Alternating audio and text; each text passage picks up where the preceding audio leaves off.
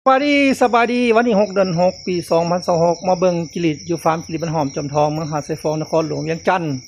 ประมาณนี้เนาะคอนโดของเฮาแมตร50 คูณ 8 เมตรก็ยาวประมาณนี้เนาะแล้วก็คอนโด2 ชั้นเนาะอันนี้ก็แมตร20 คูณ 8 เมตรเนาะก็ถือว่าคอนโด2 ชั้นคือกันเนาะประมาณนี้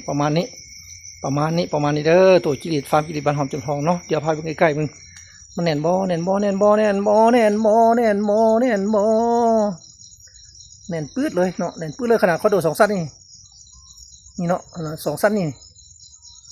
เนาะขนาด2 ชั้นนี่ขนาด2 ชั้นยังแน่นปื๊ดแบบนี้เนาะตัวดำกิริปะนี่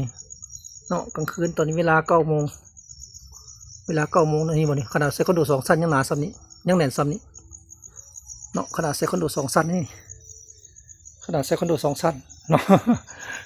ข้อนั้นคือกันเนาะเนาะประมาณนี้เด้อประมาณนี้ฟาร์มจิริตบ้านหอมจอมทองเมืองหาดทรายฟองนครหลวงเวียงจันทน์ของเฮาเนาะประมาณนี้เด้อฟาร์มจิริตบ้านหอมของเฮาประมาณนี้เนาะคอนโด2 ชั้น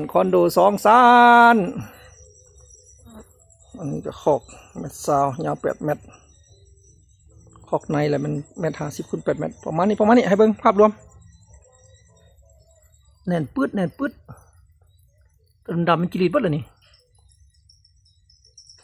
ตัวจิริตเบิด